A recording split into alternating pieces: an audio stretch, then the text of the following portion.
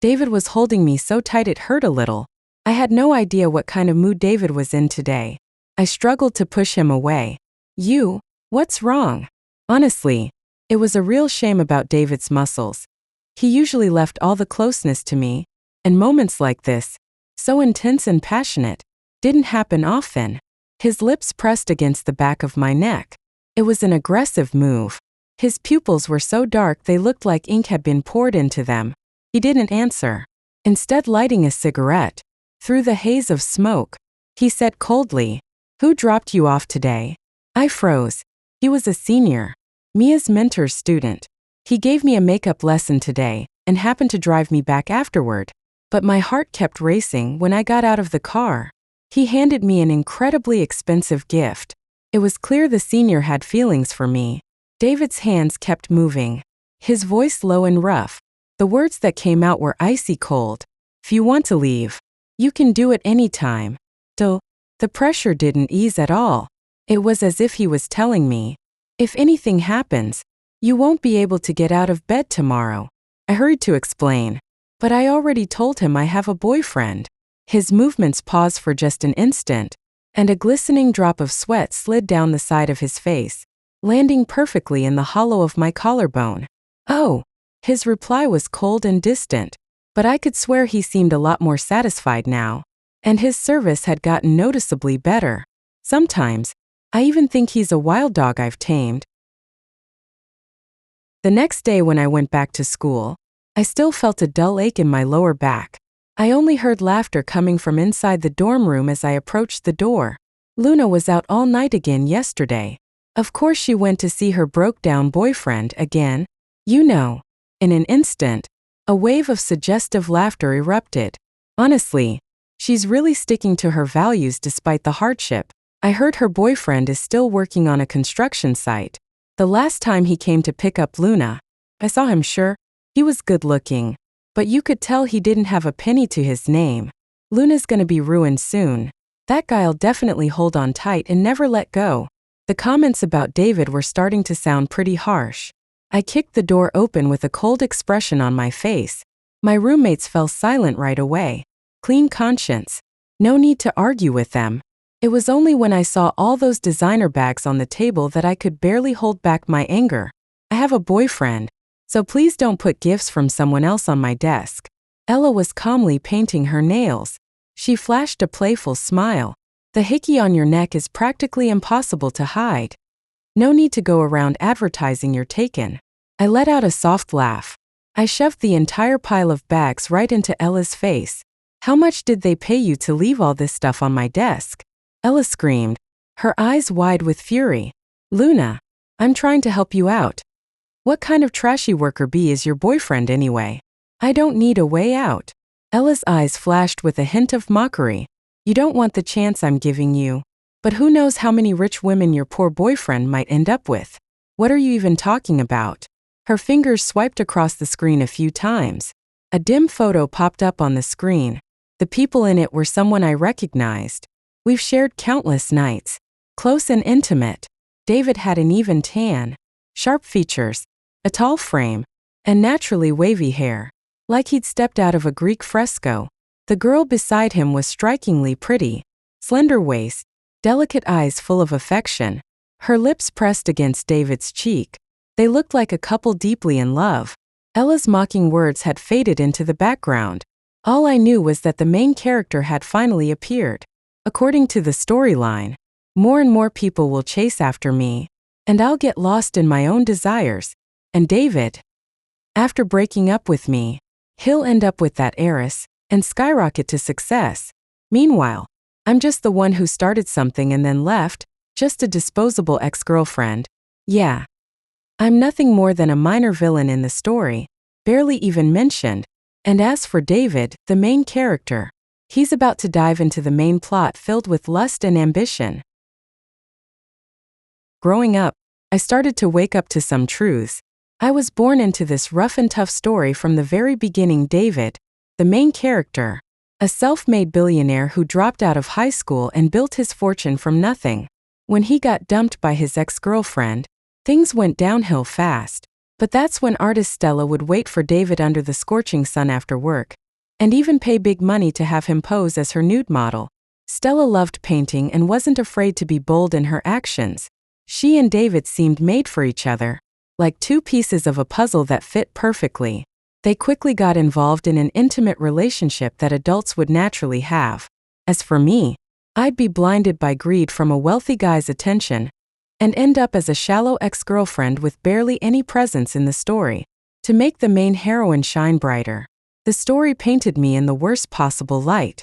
So I stayed careful and kept my distance from the two of them, just to avoid ending up with a tragic fate. It wasn't until senior year that things changed. A few hoodlums with dyed yellow hair blocked my way and demanded I become their big sister-in-law. They acted like they were about to kidnap me to be some kind of bandit's wife. David happened to pass by, towering over them. Without thinking, I reached out for help. I grabbed his arm.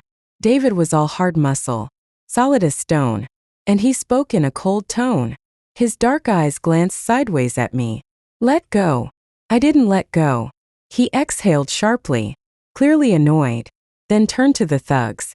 Get lost. The guys were already scared of him. They scrambled away in a hurry. He turned back to me. Let go. I pulled out $6. Can you protect me and walk me home? I'll pay you a fee. David let out a laugh that sounded absurd. Is that it? I thought for a moment. Do whatever you want, but just don't make me your captive wife. I've been wondering a lot lately. Loving David, was it just the plot pushing me? Or was it really me all along? Did I actually fall for him? I've made up my mind to break things off with David, just thinking about what comes next. How he and Stella were like dry tinder meeting a flame. It hits me hard. It sent my already shaky confidence straight down into the bottom of a well. David never lets me go to the construction site where he works. He says, "It's dirty there.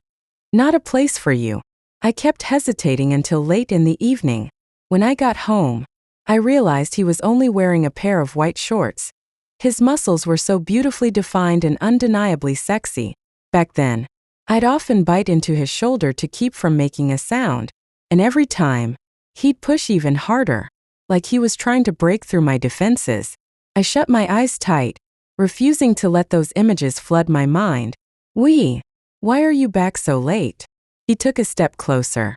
I couldn't let him get any nearer. Otherwise, I wouldn't know what I'd end up doing.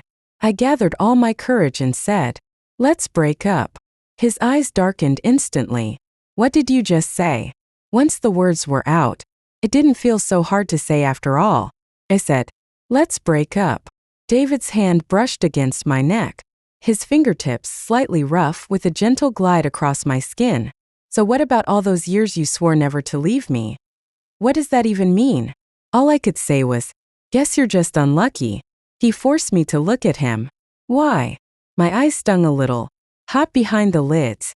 Because you'll meet your true love someday, and that's gonna be pretty lucky for you. Because I cheated. I clapped my hands once, like I'd just come up with the perfect excuse and was applauding myself. Sorry, I found someone with a better figure. My ears felt warm. I was about to coldly start packing my things, but David wouldn't let me. He grabbed me by the arm, lifted me off the ground, and tossed me onto the bed. He was so heavy. His hands moved skillfully along my waist. Back when I still thought you were too young, I always held back. But now it seems you don't want that anymore. What happened with other men? I'm not going to care about the past. But this time, baby, open your eyes and really look at me. David wiped away my tears. Glistening tears shimmered on his thin lips. His ink-black eyes locked onto mine, watching me struggle and beg for mercy. He really did exactly what he promised. This time, he held nothing back at all. By the end, David lifted me in one arm, completely drained and weak, and carried me to the bathroom. The bathroom mirror was huge, reflecting nearly his broad back and my pale, slender legs. The stark contrast in our skin tones made me blush instantly. I instinctively curled in, wanting to hide my face against David's shoulder, only to accidentally kiss his Adam's apple as I slumped forward from exhaustion. In that instant, the last fragile thread holding me together snapped completely. I shot my head up, catching sight of the red signal flickering in David's eyes. And no. My voice came out hoarse and broken. He smirked. You like it here? I quickly crossed my arms and waved them in a clear shake of denial. No, I didn't. I never said that. I was practically screaming to survive. David didn't seem to hear a thing. He casually grabbed a dry towel and set it on the sink. He cupped my face and turned it toward the mirror. Still want to break up? I quickly shook my head. Still want to like some other guy? No, not at all. By the end, I was so tired and drowsy I couldn't keep my eyes open. My hearing didn't seem as sharp anymore. David whispered in my ear, Baby, I'll give you whatever you want. I know, but really, all I ever wanted was you, David. David's been pretty busy lately. Sometimes he even can't answer my calls. As for that photo of him and Stella at the bar, I didn't give it a second thought. Knowing David the way I do, he wouldn't pull something like cheating, no way. Still, my heart keeps racing. And there's this nagging feeling that something's off. When he hung up on me again, I went to the moving company where David worked to find him. The people there were a mixed bunch. Some hauled construction materials, while others helped with moves. Ever since he came to the city, David had been a truck driver. Before I met him, he used to fight in underground boxing rings just to make ends meet.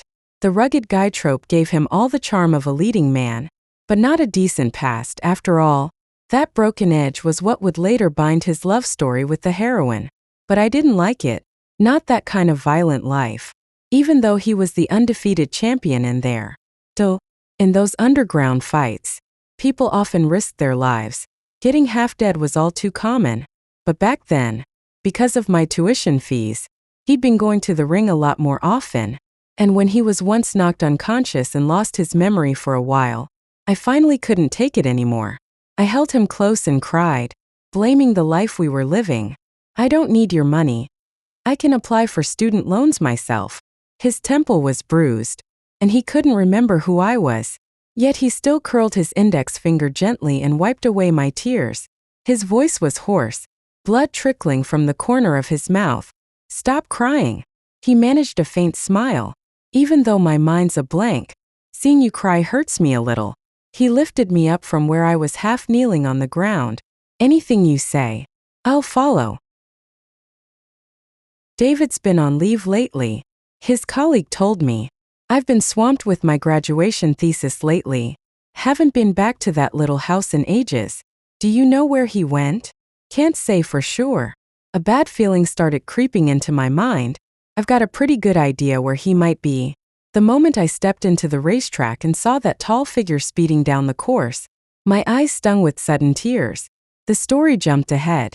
Because of my lack of control, it pushed Stella and David's main storyline forward too soon. The one sponsoring David is Leo. He's Stella's cousin and the owner of the motorcycle club. He spotted David's talent behind the wheel, reckless, fearless, always pushing the edge. He leaned his bike nearly flat through the turn. He stayed so close to the motorcycle ahead of him it was almost touching. He made a perfect pass on the final curve and surged ahead. That's just how he is when he sets his mind on something. He always ends up succeeding. Talent and skill were always at maximum level for him. I saw David standing up on the speeding motorcycle, cheering as he crossed the finish line amid gasps and awe from the crowd. He must have felt an intense rush of excitement. This was exactly the kind of thing he loved and had a natural gift for, something he'd inevitably succeed at. He'd be proud, famous, and glowing with confidence. Stella, dressed in red on the viewing stand, crossed her arms and watched the rising racing star with clear interest. Brother, she said, lips moving softly. I want him. The story officially begins. Ding! Detected the secondary female character awakening her consciousness. System now bound to restore the world to its rightful path, upholding love and peace. I've just bonded with the system. It assigned me a mission, bring the main couple together and get the story back on track. What if I say no? Cold, mechanical voice played in my mind. If the host fails to complete the task, the system will take compulsory measures. You might want to go get a medical checkup right now. I gasped. Are you trying to kill me? The system gave a sly smirk. Fans are more likely to root for the dead true love than the vain ex-girlfriend. When I left the hospital, I sighed deeply, holding the medical report in my hands. There was a shadow in my lungs. David and my apartment were in an old residential complex. It was summer, and cicadas never stopped chirping. I pulled a cigarette from the pack, wearing my plainest cotton linen white dress, leaning over the balcony railing to look down. 3, 2, 1. My fingers tapped lightly, and right as I reached one, a Porsche came into view. The window was rolled down. David sat casually in the passenger seat, his head turned toward the window. His features were striking, deep-set eyes and sun-kissed skin that gave him a sharp, intense look. The hands on the steering wheel were pale and slender, with red nail polish. No wonder they're the main characters, just being together is electric. Stella and David really did seem to generate a powerful vibe whenever they were in the same frame. When David reached for the door handle to get out, Stella's hand brushed against the muscle of his arm. She was always so bold and unapologetic. She'd become exactly the kind of person lots of people dreamt of being. David's brows knitted tightly. His hands were big, and just gripping Stella's wrist made it clear how much stronger he was. The weight in my chest finally settled into stillness. The plot couldn't be changed now. My eyes snapped wide open. David barely moved, but he twisted Stella's arm into an awkward position. Stella couldn't fight back. Her usually flawless face was utterly undone for the first time. David's gaze remained cold and sharp. Living in a rule-of-law society, put your hand where it belongs. He pushed her away with ease, swung the car door open, then glanced up at me on the second floor and gave a quick nod. The system sounded an alarm. Main male character's affection toward the secondary female exceeds limits. Emergency measures initiated. A sharp pain suddenly shot through my stomach. Damn it. He likes me. So you're gonna kill me just for that, right? When David strode toward me, I gritted my teeth and lunged forward to wrap my arms around him. Since he's defying the script too, then I've got no reason to back down. You're the first place today, I said proudly, giving his cheek a quick kiss. The pain in my stomach had faded, and David lifted me up with one hand. You already know? I pretended to be mad. Why didn't you tell me you were racing? David set me down on the sofa and leaned in for a quick kiss. I was afraid you'd get upset. Crashes happen all the time in motorcycle races, even with protective gear reducing most of the impact. But I have to admit, he really knows how much I hate thrill-seeking sports. I stood on the sofa and jumped into his arms, hugging him tightly. Can you at least try not to get hurt? I know deep down he's got that hero's luck. Heroes don't die never. But getting hurt still hurts. No matter what, I buried my face in his neck and gently kissed his collarbone. Playful and sweet, he cupped my cheeks and looked me straight in the eyes.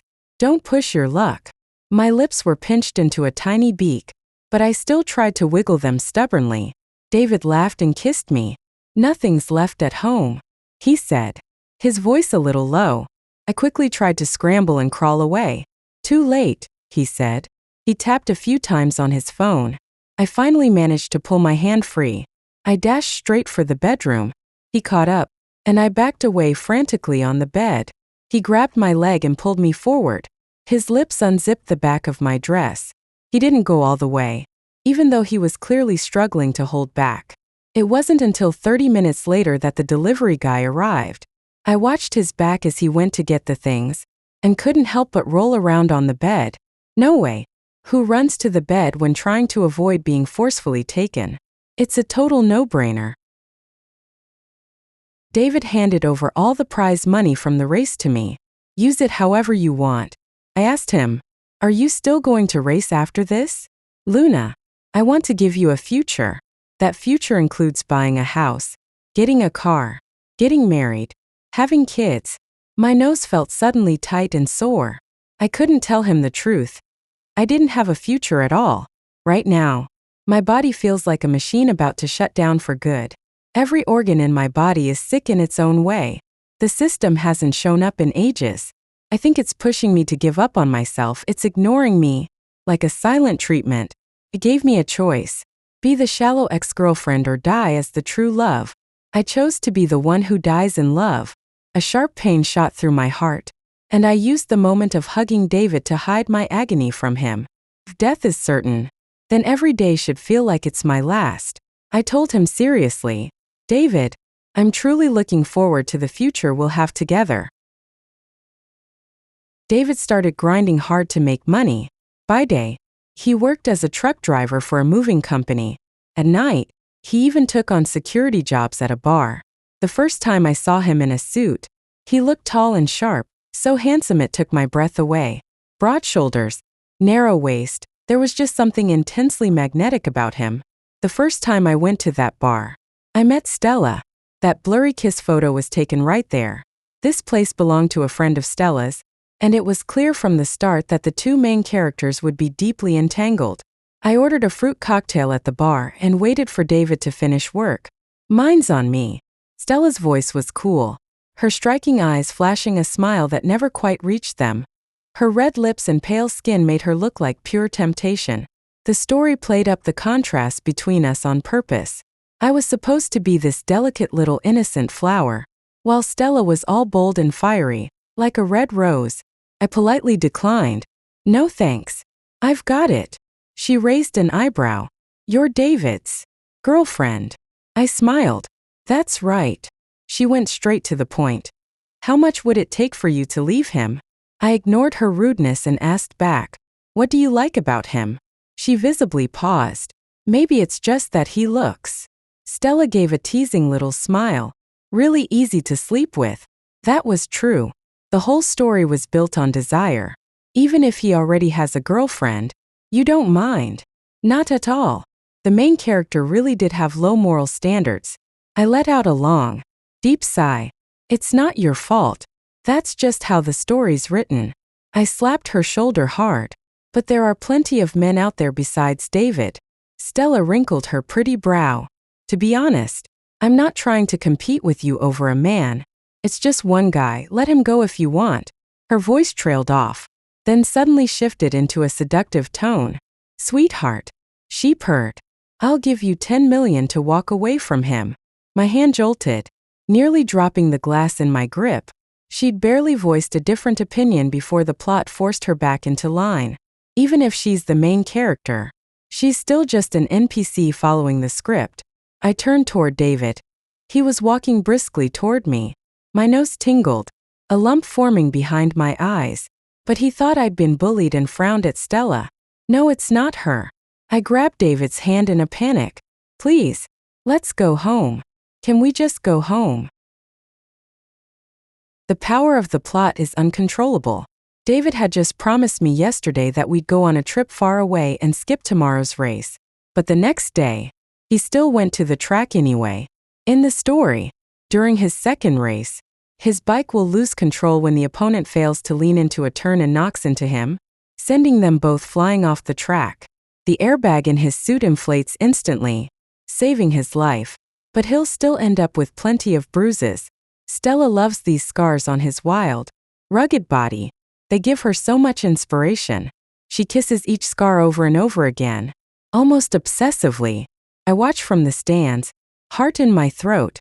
The motorcycle was going so fast it left afterimages, but the accident still happened. This time, the main character's lucky charm seemed to have failed. At the exact moment the bike shattered into pieces, the airbag didn't deploy. The system prompt I hadn't heard in ages sounded again. Due to prolonged contact with the female antagonist, the male lead has developed uncontrollable behaviors. A mandatory policy is now enforced to increase emotional bond between the main couple. What does that even mean? I watched as official medics rushed forward, and Stella was among them. She jumped onto the ambulance with David's stretcher, and me, the villainous female side character in this book, because I didn't follow the rules of being a proper supporting role, which led to the male lead's serious injury. The system told me this was just a small warning. If I don't get the story back on track again, then next time David might actually die. My eyes were lifeless. Can't I just not die? System. Detecting that the male lead's reliance and emotional attachment to the female side character are both at maximum levels. Losing his true love would clearly drive him into chaos, severing his bond with the main heroine. I shut my eyes. All right. I took the gifts from those rich guys, and my obedience made the system withdraw all its punishment toward me. None of them loved me like David did, but my looks were enough to drive them wild. I didn't reply to David's texts, and I wouldn't answer his calls anymore. By day, I drifted around among wealthy men like a social butterfly, letting them snap pictures of me in skimpy outfits, clinking glasses with them without a care. I knew those photos would end up in David's hands eventually. When David blocked me at the dorm entrance, I saw the still healing scars on his face. I forced myself to stop my hands from trembling, pushing the tears back with all my strength. He'd lost a lot of weight. I don't want you anymore. That was my reason for breaking up. I just want money, your income's way too slow. It was the first time I'd ever seen David's eyes water. Would you stay with me if I made a lot of money? But I coldly pulled my hand away from his. No, I'm not even willing to wait that long. There was still one more thing left. I handed him a keycard. Fourth, we've been together for so long, you're quite something. Come find me here tomorrow. There's still one last thing I need to do. Pushing David toward the main female character. The moment David stepped into the hotel room, the system seemed to let out a sigh of relief, but I doused it with cold water. Do you really think they'll play along exactly as you planned? What? I said firmly. How about a bet instead? The system snorted. What kind of bet? I've followed the path of a wicked rival character to the letter. My part in this story ends here. But I smiled. I'm betting that David and Stella won't become your puppets. No matter what, they'll wake up and find their own will. With or without me. How could that possibly be? You willing to take the risk? If you lose, in 3 years, you can't interfere with anything. The system stayed silent. I kept pushing. What's wrong? Don't you have any confidence at all? The bait worked perfectly. Deal. From the very start, David and Stella were both stubborn and rebellious by nature. Being puppets was practically impossible for them. Once they uncover the truth about their world, will they still follow the script? I can't wait to see.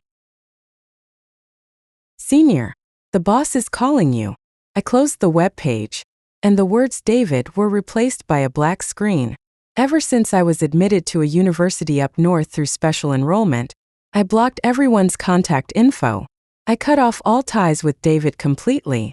It wasn't until this year that I finally found the courage to search for David's name online. But the guy who was supposed to be a celebrity racer, adored by thousands, simply didn't exist anywhere on the internet. I kept searching over and over, but every result came back the same. I hid my disappointment and forced a smile as I talked to my junior sister. What does the professor want with me? He said you're supposed to handle the arrangements with our guide for this Sichuan West trip. Heard he's really handsome. I've long since stopped caring about looks. Really? Where is he? Downstairs. We all checked into a hotel, and the local guide was also arranged by us. We came to Western Sichuan this time for field geological exploration, but the place we're heading to is easy to get lost in. So we needed a local guide with strong driving skills and deep knowledge of the terrain. As I stepped off the stairs, I spotted 2 people sitting at the front desk. One of them stood out right away, tall and lean.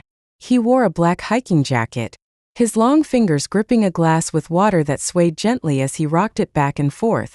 His face was partially blocked from view, so I couldn't see it clearly, but my heart suddenly started racing with a strange sense of recognition. My steps instinctively quickened. David heard the sound of footsteps descending and looked up in our direction. The moment our eyes met, his expression didn't change at all. No surprise, no disgust. He just looked completely neutral. Good, as long as he doesn't hate me, I can still give it a shot. David went over the next steps and route details with me in a strictly professional manner. His buzz cut only added to the sharpness of his already striking features. He looked like someone you wouldn't want to mess with. When he lifted his hand, a bit of his wrist was exposed. There was a scar there. I took hold of his hand and quickly rolled up his sleeve. What happened here? He let out a cold scoff. Mind your own business. I ignored his sharp words completely. I just ran my fingertip gently over the scar. How have you been these past 3 years? He made a dramatic little noise. You actually care that much? I said firmly, yes, I do. His eyes were filled with mockery. His attitude as careless and unbothered as ever. Just like 3 years ago. He pulled out a key card. His fingers traced the edge of the card, slowly sliding it from my neck down to my chest, then popping open one button on my sweater before slipping it into my shirt. If you're really this interested, come to my room tonight. He said each word slowly. Take your time and look. I thought I wasn't scared at all, but the moment I stepped inside and heard that soft, steady sound of dripping water, there was also a small square box on the nightstand, something I hadn't seen in 3 years. I suddenly lost my nerve. As I was tiptoeing toward the door, the bathroom door behind me swung open from inside. David probably saw right through my plan. Looking completely unfazed, I swallowed hard. I forced myself to turn around. David was only wearing a towel wrapped around his waist. His bare chest was fully exposed, broad shoulders, narrow hips, never thin to begin with. His strong muscles seemed to be calling out to me, and those 2 tempting dimples on his lower back were impossible to ignore. Memories long buried suddenly came rushing back. Those intense images kept replaying in my mind over and over. After I shook my head to push them away, it wasn't doing me any good. Definitely not healthy. I finally managed to speak. You seem kinda busy. I'll head out now. We can talk tomorrow. Luna, David said casually. A wave of pressure crashed over me instantly. I knew David was still upset about what happened earlier. He only ever called me by my full name when he was angry. David's voice was low and tense, yet laced with a faint hint of self-mockery. If you step out that door today, we're done. I didn't dare move. Turning to look at him, David quietly tore open the packaging box. If you want things fixed, go lie on the bed yourself. If not, do whatever you want. He seemed to lay all his desires bare right in front of me. It was like he was challenging me to drown with him. In the end, I gave in without a word. Without a word. I slipped into the bed and glanced up at him. David's eyes finally softened. Oh well, what can you do? That night felt endless, but as a villainess who deserved it all, I'd make up for the harm I'd done to him.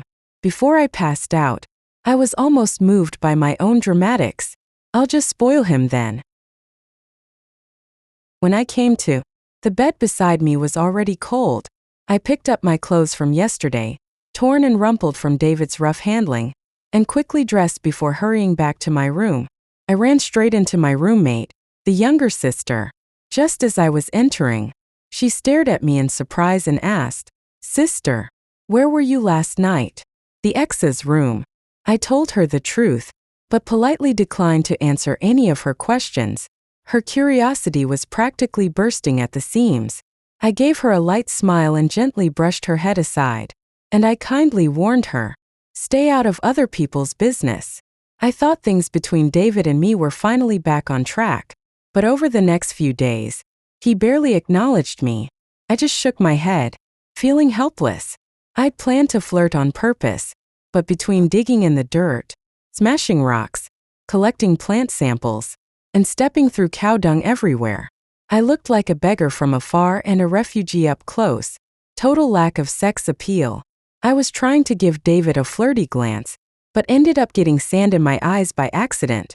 Everyone around me asked if I just had eye spasm or something. Seriously, what a mess. Finally made it through the field internship. Our instructor gave us a full day of free time. Some were taking photos, others just napping. There was a bar nearby, a folk music bar. David seemed to know the owner pretty well. He was chatting with him like an old friend, laughing now and then. And every time he took a drink, his Adam's apple moved, kind of distracting. Honestly, my fellow student nudged me with her elbow. Big sis, I really like David, she said excitedly, tugging at my arm. You've got to help me get David's line. Even if I never end up dating him, I just want to be part of his circle. My little sister Nova was pretty, bold, and full of energy. but she always lost interest after a few minutes. I'd already helped her get lines from plenty of guys before. I couldn't say no to her, so I went along. When David saw me walking over, he waved at me. I ignored him. To be honest, his attitude lately had been kind of hurting. When my sister was adding him, he placed the QR code on the table.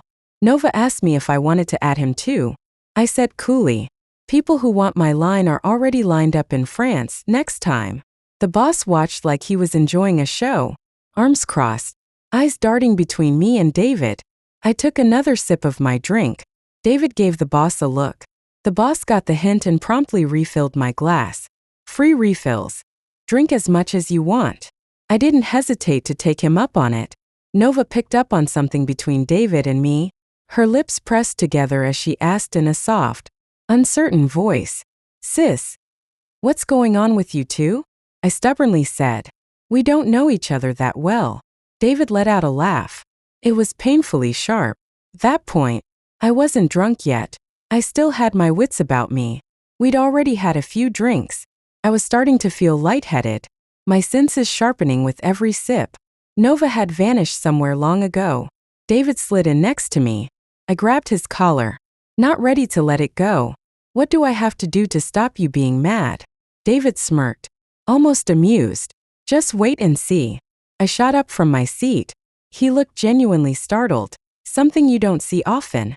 I gave his cheek a little pinch. "You wait right here." I stepped up onto the folk music stage. I whispered a quick word with the lead singer. "I want to dedicate this song to my ex-boyfriend. You're handsome, built, and so full of masculine charm. But I'm not just attracted to your looks. Definitely not because of your abs. Even though I do love them, what really moved me was your good qualities. Like, you're stubborn, stingy, always pretending not to care. Yet you were clearly head over heels for me all along." I thought about his good traits. Still couldn't come up with anything right now. None of that matters. David let out a quiet laugh. "Because I still love you. I'm practically losing my mind over you. I don't even remember how we ended up back at the inn together. All I know is that we kept kissing. Passionately. It was like we were trying to fill 3 years of missing time with every kiss. He was especially gentle this time. He just wanted me to tell him I love him over and over again. My lips were so dry I was dying for a drink, but he teased me into making sweet little moves, feeding me bit by bit. Moonlight spilled in patches across the floor. Branches swayed softly with the wind. There was a time when I'd wake up in terror from nightmares, dreaming that David had turned into a slave to the story itself. But now, all I want to tell myself is, "Luna, don't be afraid of the future. Just keep hoping." David took me camping in the wild. He said, "The first time I came here, I really wanted to bring you along. There's a little stream, green grass, and flowers in yellow and blue. It's an untouched area, still wild and quiet." David brought everything we needed for camping. While wading in the stream, he had me step on his feet to avoid getting cut by sharp stones. As we looked up at the stars, I traced the scars scattered across his body. "You must have gone through a lot in the past 3 years." He said it didn't matter. Fireflies drifted through the grass. The sky sparkled with stars, and the air was sweet with flower scent. He wrapped his fingers around mine, slipping a ring onto my ring finger. "Luna, let's stay together forever." "Okay. Yes, forever together. No parting." David's interlude. Luna had changed. I knew it, and I also knew she was forced into it, because I trusted her. She'd never sell herself for money, even if she didn't love me. When she handed me the room key, I wanted to ask what was going on. The moment I opened the door, I saw that woman Stella inside. She was wearing a red silk nightgown, sipping wine. Something about the scene felt strangely familiar. It was like I'd be doing everything intimate with her in just a second, but that's not me. "I love Luna." Stella smiled at me and said, "David, be my nude model. I really like your body, especially after the injury. That sense of brokenness is something I've never captured in any of my work." "Absolutely not. But Luna already took my deposit, full 1 million. She sold you to me." For the first time, I felt a bit angry with my Luna. I was mad that she'd handed me over to another woman. Stella added quickly, "If you think it's unfair for only you to take off your clothes, I can do the same." And she started reaching for her robe. I let out a cold laugh. "I've seen better. I'm not interested in you. Now open the door for me." Stella's expression changed instantly. She furrowed her brow, deep in thought. "The door's right there. Help yourself." As I was leaving, she asked me a question. "David, don't you ever feel like our actions aren't really under our control?" Those words hit me like a spark. After that day, my dreams started to twist into something completely different from reality. I dreamed Luna didn't love me, but Stella and I fit perfectly together. I dreamt I was the main character in a book. I tried to resist all the fame and power the story gave me. The knife sliced open my fingertip. Blood clotted quickly and formed a scab. It was like something clicked in my mind. Luna was just caught in circumstances beyond her control. I kept cutting into my arm, opening up a deep gash. The wound healed slowly, unnaturally slow. What if the male lead dies? What happens to this world? I saw the sky cracking open as if it were about to collapse. I sliced open my wrist. A voice took over my mind. Male lead exhibiting self-harm behavior. For world peace. Upholding love and justice. Initiating system format now. Remembering. Forgetting again. Remembering once more. This cycle had repeated so many times I'd lost count. Until the final time, my knife tip pressed against my heart. "Give her back to me." I heard that cold voice crack for the first time, frantic, unstable. But I knew my plan had succeeded. It said, "I've lost. I'll disappear completely. The world within this book has gone out of control. I've already released the self-awareness of every NPC." I remember Luna telling me her greatest wish was to travel across the vast landscapes of China with me. I started out as a tour guide. Then I launched my own travel company.